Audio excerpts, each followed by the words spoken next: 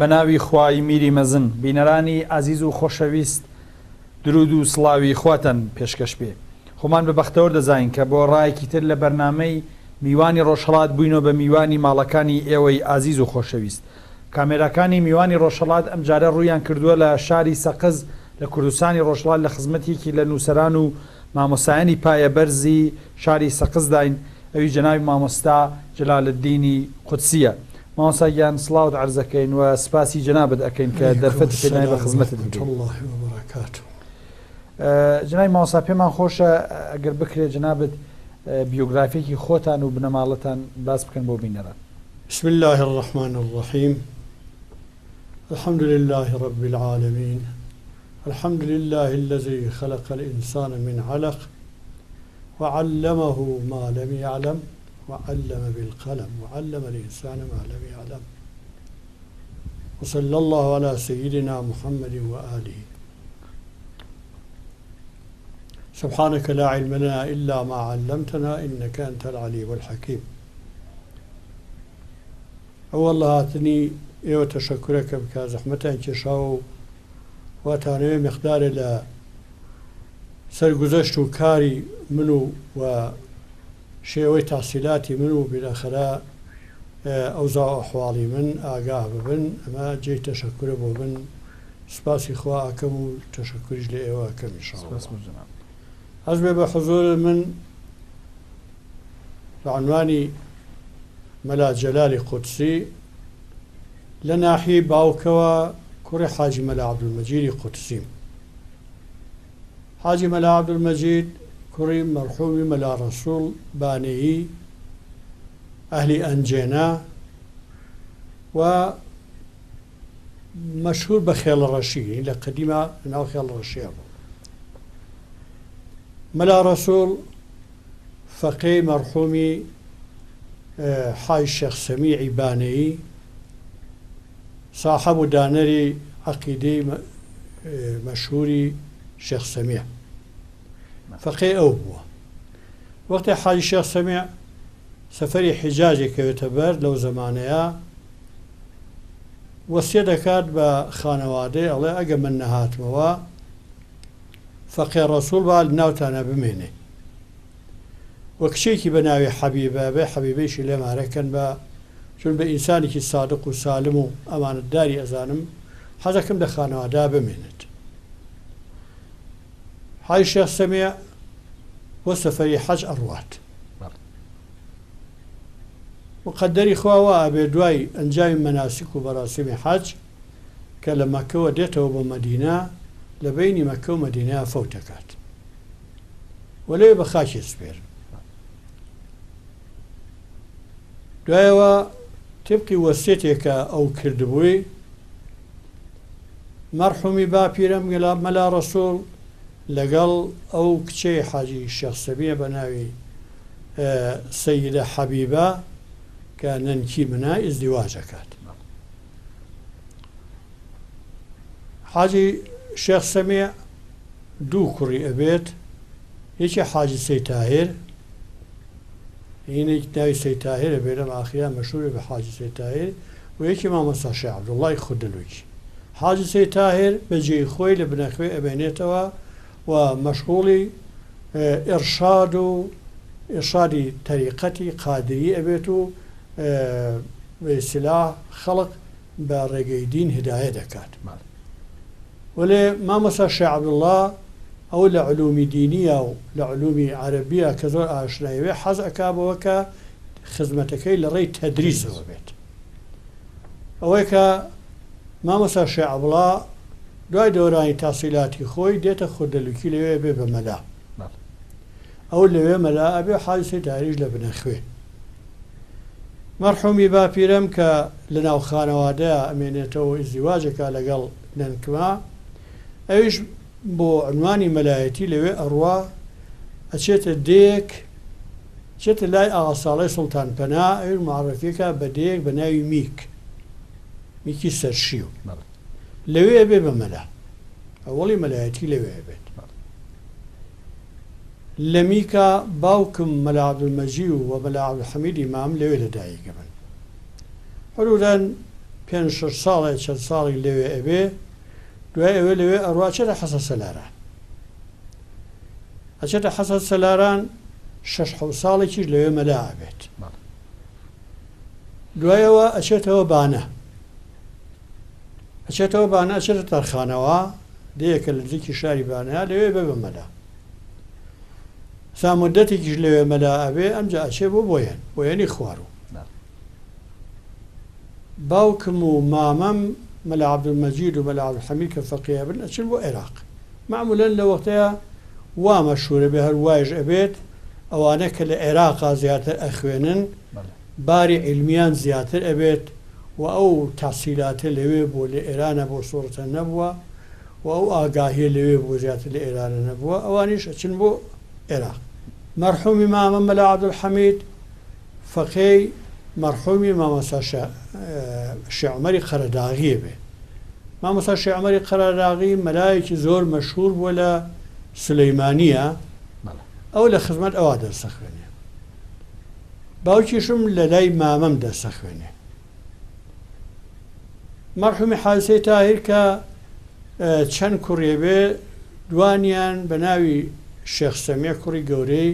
و ئەوی تریشیان شێخ کاکە حەما ئەم دوانش هەر لە خزمەت مامەمە دەرسە خوێنن مەرحومی شێخ تەیب کوڕی مەرحومی مامۆستا شاوڵای خودلوچیە بێت کە لە وەڵە عەزم کرد ئەویش هەر لەگەڵیانە بێنی ئەم سێ چوار نەفەرە هەموویان لە خزمەت مامەما دەرسە خوێنن مامەشم بەتەنها لە خزمەت مەرحومی مامۆستا قەرەداغیە بێت دوای 4-5 ساڵ مەرحومی قەرەداغی نەخۆش ئەکەوێ ئەیبەن بۆ بەغدا لە خەستەخانەی بەغدایە بەستەری ئەکەن دوای مدەتێک نیسبەتەن حاڵی باشە بێ ئیهێنەوە بۆ سلەیمانی وەکو باوکم نەقلێ کردووی گێڕاوە تەشریفاتێکی زۆر مهمی هەم حکوومەتی و هەم خەڵقی بۆ هاتنەوە ئیستیقباڵی مامۆستا شێخ عومەر بەڕێ ئەبەن مامۆستا شێخ عومەر وەختێک کە دێتەوە و عولەمایانی وەخت دەچن بۆ خزمەتی و سپاسی خواکەن کرد لە حەمدی خوا شکر وەزعی باشە هاتوێتەوە ئەویش دەڵێ لە حەمدی خوا تەواو نابوو لە شکری خوا تەواو نەبوو لەوە فکر مەکەنەوە کە من دڵم بەوە خۆشە چاک بوومەتەوە من متمەئینم لەم نەخۆشی چا نابووە ئەژە قوڕا خۆ تۆ شکر باشە لە حەمدی خوا وەزع باشە ئەڵێ نا هەر شتێ ئیبتیدا و ئینتیهایەکی هەیە ئیبتیدا کە ڕۆی ئینتیهای کاری من ئەم تەشریفاتە بووە کە لەم تەشریفاتە باڵاتر من بە خۆمە نابینم ئەمە من بە نیشانەی تەواوبوونی عمری خۆ نێزانم و هەمووی مانگێکی پێ ناچێت دوای ئەوە فەوتەکات وەختی ئەو فەوتەکە مامەم لە دەیەک بە ناوی تەنگی سەر لە نزیکی سلەیمانیە بێ لەوە ترافا بێ لەوێ بێ بە مەلا باوکم و مەرحومی شێخ سەمیع و مەرحومی شێخ کاکە حەما مەرحومی شێخ تەیبش هەروە فەقیه من لە خزمەتیە مەرحومی باپیرم مەلا ڕەسوول لە بۆیەن نەخۆشەکەوێت خەبەر ئەدەن ئەڵێن بڵێن بە کوڕەکان بێن و مەشهورن بە کوڕەکان لەناو خەڵکی خۆمانە تایفەیە ئەڵێن کوڕەکان لە عێراقن ئەڵێن با کوڕەکان بێن و مەلا ڕەسوول نەخۆشە وەتێ خەبەریان پێدە دێنەوە بۆ بۆیەن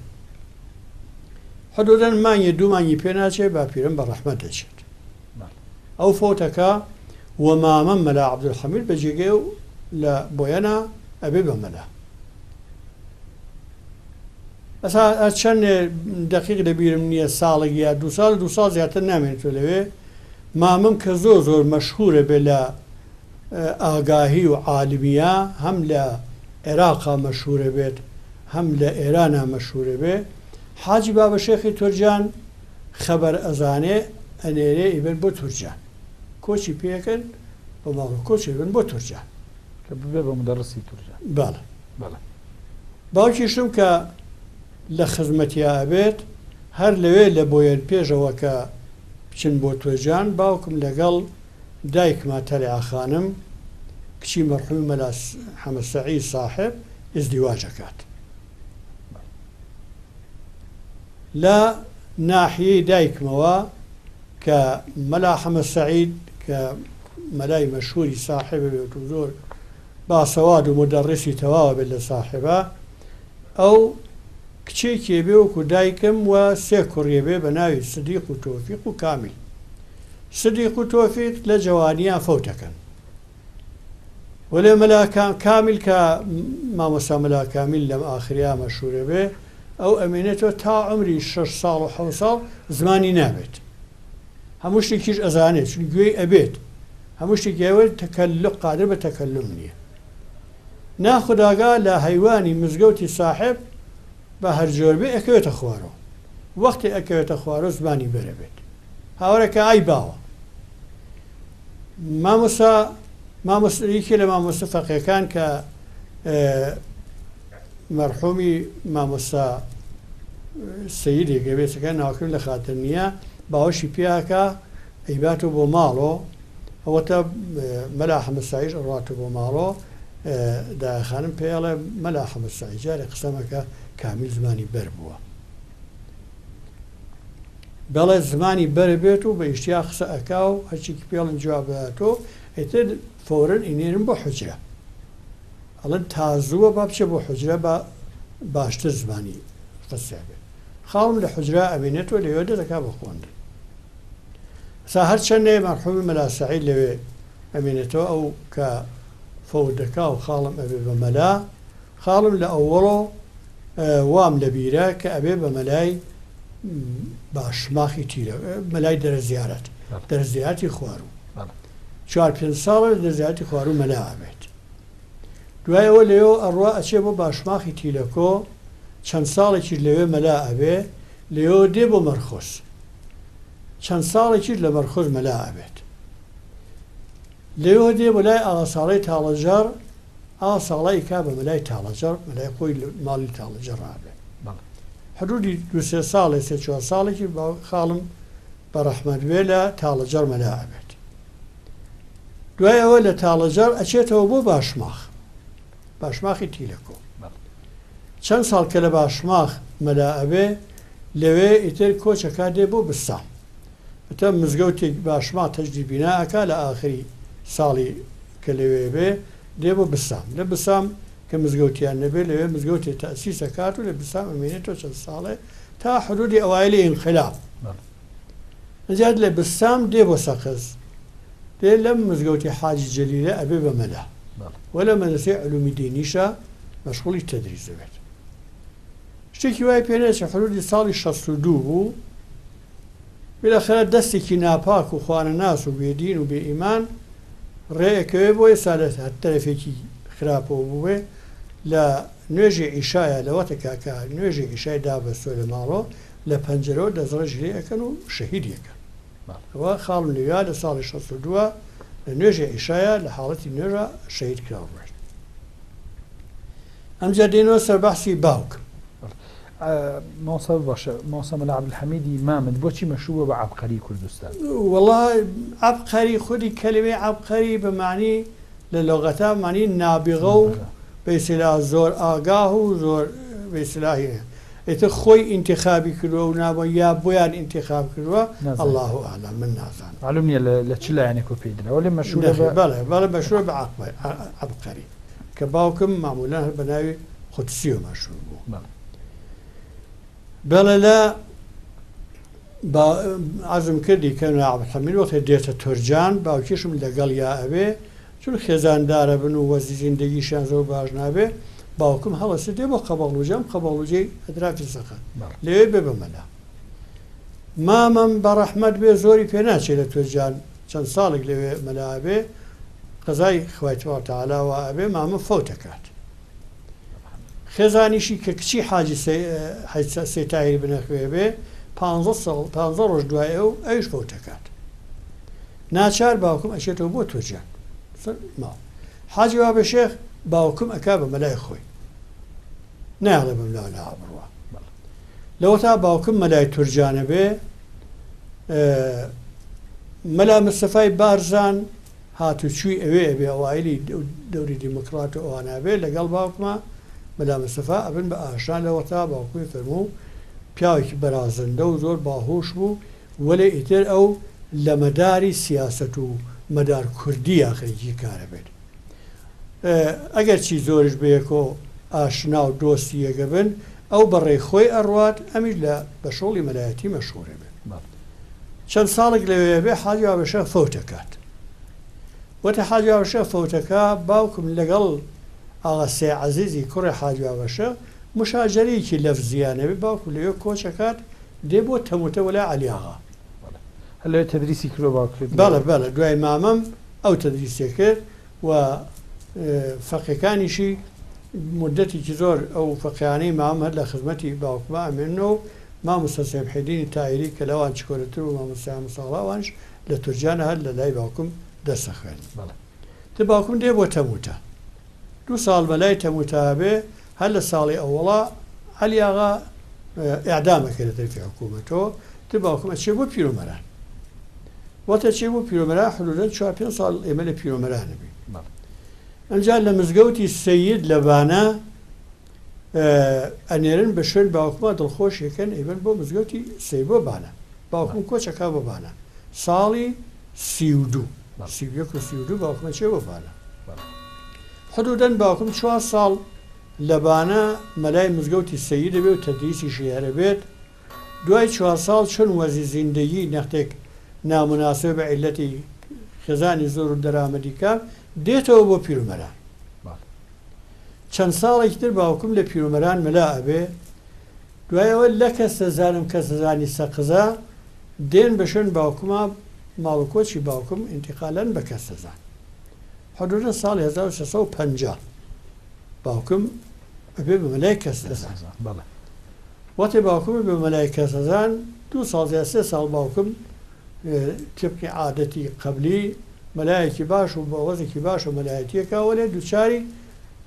ناخوداگا سەکتەیەکی ناخیز لێ ئەدا ئیتر ئەو کاراییەی نامێنێ وەلێ کەس ئەزانی هەر نایەڵن لەوێ بڕوە تا 1360 ئیتر من کە لێ ماڵم لێرە بێت لێرە بوو ئیشتیام لێ نەبوو لێ بمێنێتەوە من هێنامە شارەوە و باوکیشم لە ساڵی 1364 فەوتی کرد هیچ ئاسارێک لە باوکت یا لە مامەت و باپیرت ماوەتەوە ئاسارێک کە لە مامەم متاسفانە نییە جز هینێک دەبێ عەقیدەیەکی بە ئیسلاح مەذهبی زیاتر لەبارەی مەذاهبی قەدەری ئەوانە باسی کردووە ئەوان باش لێ حاڵی نابێ وەلێ بە ناوی باخچێ گوڵان وەلێ مەلا لێ حاڵیە بن ئەوەی هەیە باوکیشم دەستێ شعری هەیە تر ئاساری نویشتاری کە بڵێ کتێبێکی دانابێ نەخێنیەتی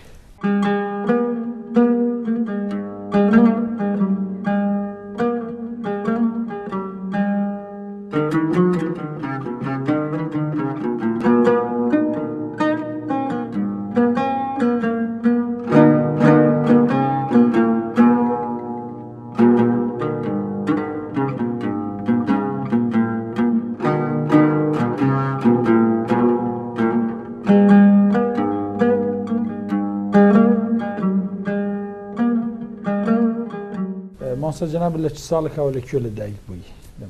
ئەس بێ حزور جاوەتێک کە ئەوان تەواو بوون ئەمجار دێمە سەر ئەوزاحاڵی خۆ منیش لە ساڵی 1650 قەمەری لە بۆیەن لەدایک بوو بۆیەنی خوارەوە دوایەوە کە لەوێ لەدایک بووم تەحسیلاتی ئیبتیدایی من قورئان و هەروە ئەو کتێبە فارسیانە وەکو مەحموود نامە و پەننامەی عەتار و ئەی شودە و ئەمانە لە خزمە باوکما خوێن وەختێ ماڵمان لە بانابێ پایەی عیلمی من لە سەرف و نەحوا لە خزمەت مامۆستا مەلا جەلالی شێخولیسلامی هاوێ مامۆستا مەلا جەلالی شێخولیسلامی چونکە خێزانی ئەو پورزای من بوو و شێخولیسلام لەگەڵ باوکما زۆر دۆست بوون خۆی دەرسی بە منە گوت حدودەن 2 ساڵ من لە خزمەتیا بووم دوای ئەو لە خزمەت مامۆستا مەلا حەمەی شێخولیسلامی برای ئەو لە خزمەتی ئەوە ئەمجار دەستمە خۆن مامۆستا مەلا حەمەی شێخولیسلامی لە وەختەیە لە تاڵەجەر بوو لە خزمەت خاڵما بوو یعنی وەختە خاڵم مەلا کامیل لە تاڵەجەر بێ مامۆستا مەلا حەمەی شێخولیسلامی و مامۆستا شەمحەمەی ساوان و ئەرز دەکەم مامۆستا سەید کەریمی سەدباری و ئەم مامۆستا مەلا ساخە کە ئێستا لە حاڵی حەیاتایە ئەو ئەمانە فەقەی خاڵم بوون منیش لەو وەختا لە خزمەت مامۆستا مەلا شێخ الئیسلامیە کتێبی تەسیفی مەلا عەلی و قسمەتێک لە ئیسار و کافر لە خزمەت ئەوە خۆن زۆر بە لوتف و مەرحەمەت لەگەڵ منە بوو دەستی بەم دەگوت دوایەوە کە خاڵم بە ڕەحمەت بێت لەوێ ڕۆیشت و چوو بۆ باشماغ ئەمجا من لە خزمەت مامۆستا سەمحێدینی تاهیری کوڕی حاجی سەید تاهیر کە ئازم کردی ئەو لە کەنەسوورە مەلا بوو لە خزمەت چوومە خزمەت ئەو وەڵع و ئیستیعارە و قسمەتێک جامی و قسمەتێک لە سیوتیب لە خزمەت ئەوە خوان مامۆستا سەید حەمەد ساڵەی برای مامۆستا سەمحێدین کە لە خزمەت مامۆستا سەمحێدین لە کەنەسوورەی خۆن لەوێ ئیجازەی وەرگرت چووە حەسەن سەلاران لەوێ بوو بە مەلا منیش لە خزمەتیا چووم ئەمجا لە خزمەت ئەوە دەست بەخۆن سیوتی و فەناری و قسمەتێک لە ئەبڵایزی و لە خزمەت مامۆستا سەید حەمەد ساڵا کە ئێستا لە حاڵە حازرە لە بانە ماوە لە خزمەت ئەوە خۆن مامۆستا سەمحێدین لەم ئاخرەیە هات بوو بۆ مەلای مزگەوتی حاجی حەکیم لەوێ فەوتی کرد وەلێ مامۆستا سەید حەمەد ساڵا لە حاڵە حازرە هەر لە حاڵە حەیاتایە مەلای مزگەوتی حاجی بەختیاری بوو ئێسێ خانم نشینە خودوران ئیتر کارێک ناکات دوای ئەوە کە ئەو لە حەسەن سەلاران ڕۆژ من چوون بۆ باشما بۆ خزمەت مامۆستا مەلا کامیلی خاڵ 4 ساڵی تەواو من لە خزمەت خاڵما بووم خاڵم زۆر بە میهر و مەحەبەت و واقعان لە باوکم زۆر زیاتر بە خەمی منەوە بوو و بە تەربیەتی منەوە بوو و بە تەحسیلی منەوە بوو من تەنها خوشکەزای ئەو بوو و ئەویش تەنها خاڵی من بوو ئەم مدەتی 4 ساڵە من لە خزمەت ئەوە بەقی عەبدوڵایەزی و گەلەمبی بورهان و ئەرز دەکەم متەوەل و لەوە تا ئەو کتێبانە مەشهوور بوون ئەخوێنران جەمع الجوامع و فەرایز و قسمەتێک لە تەهذیبم لە خزمەت خاڵما خۆند وەڵبەتە قسمەتێک لە ریسالە هایتری لە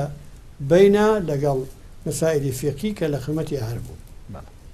لە ساڵی 1340 لە پاییزی 1340 من بە مەسلحەتم زانی کە ئیتر ئەوە نە لە لای خزم نەبم چون مامۆستا سەمحێدین هەر لەگەڵ باوک بە خاڵۆزا و پرزا بوون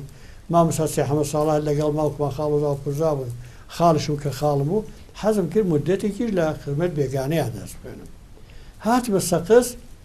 مامۆستا مەلا عەبدوڵای موحەممەدی بە ڕەحمەت بێ یاخوا لە تەکیەی کاگەحمەد بابەشە مەلای کاگەحمەد بوو هاتمە خزمەت ئەو پاییز و زستانە حدودەن 6 مانگ لە خزمەت مامۆستا مەلا عەبدوڵای موحەممەدیە بوو بەقیەی تەهذیب کە مابوو لەگەڵ سەبزەواریە لە خزمەت مامۆستا مەلا عەبدوڵای خۆنم ئەبەتە سەماعی کتێبی تریشم ئەکرد لە وەختە من بووم مەلا حەسەنی ئەمینی نسەب بوو کە العان ماوە مەلا محەممەد محەممەدزادە خواحافی کە چەند ساڵ لەوە پێشفەوتی کرد ئێمە فەقەی ئەو بووین لە تەکیەی کاگەحمەی بابەشە دوای ئەوە لە بەهاری ساڵی 1340 من چوون بۆ سنە خواحافیزین لە مامۆستا مەلا عەبدوڵا کرد و لە خزمەت ئاغا حیسای موجتەهیدیە لەوێ چوومە خزمەتەوە لەوێ شروعم بە بەعزێ مەسائل و حەزم کرد لە خزمەتیابم لەلای ئەو دەست بخۆن کتێبێک نەمابوو من بیخوێنم وەلەیتر لە بە مەسائلی ئوسولی و فقهی و ئەرز دەکەم بەیزاوی و ئەم شتانەیە ئەو لوتفی بوو دیقەتی باشی بوو ئیستیفادەیەکی زۆر لە خزمەتیا کرد لەو وەختا کە من لە خزمەتیا بووم ئەو خۆی مدەڕیسی علومی دینی بوو لە سنە من و مەلا حسەینی ڕەنگە ڕێژانی و مەلا عەبدوڵای کەرجۆیی فەقێ ئەو بووین حدودەن من لە وەختەیە کە لە خزمەت ئەوە بووم لە تقریبا ئاخری بەهارە من بۆ ئیمتیحانی مدەڕیسی چوون بۆ تاران ئیمتیحانی مدەڕیسی علومی معقول و منقول لە مزگەوتی سپەسالار من لەوێ ئیمتیحانمدا و گەواهی مدەڕیسی علومی منقولم لە تاران گرت هاتمەوە خزمەت ئاغا حیسای موجتەهیدی وەتە هاتمەوە خزمەت ئەو ئیتر لە ئەو تقریبا ئاخری هاوینە نسبەت نزیک بە ئەوڵی پاییز ئیجازە نامەم لە خزمەت یعنی هەم سێ فەقەیە هەر سێکمان ئیجازە نامەمان لە خزمەت ئاغا حیساما وەرگرت ئاغا حیسای موجتەهیدی ئاغا حیسام فەوق العادە نسبەت بە من میهر و مەحەبەتی بوو. ئیجازە نامەکەی من بەدەستی خۆی نووسی، ئیجازە نامەی مەلا حسین بە خەتی من نووسرا، ئیجازە نامەی مەلا عەبدوڵڵای کەرجەوە بەدەستی یەک نەفەر لەوێ بەناوی ئاغای حەمیدی کە هاتوچی ئاغا حیسامی کرد ئەو نووسی. ئێترەوە پەیانی تاسیلاتی من لە سنە بۆ ئەمجا هاتمەوە بۆ ماڵ.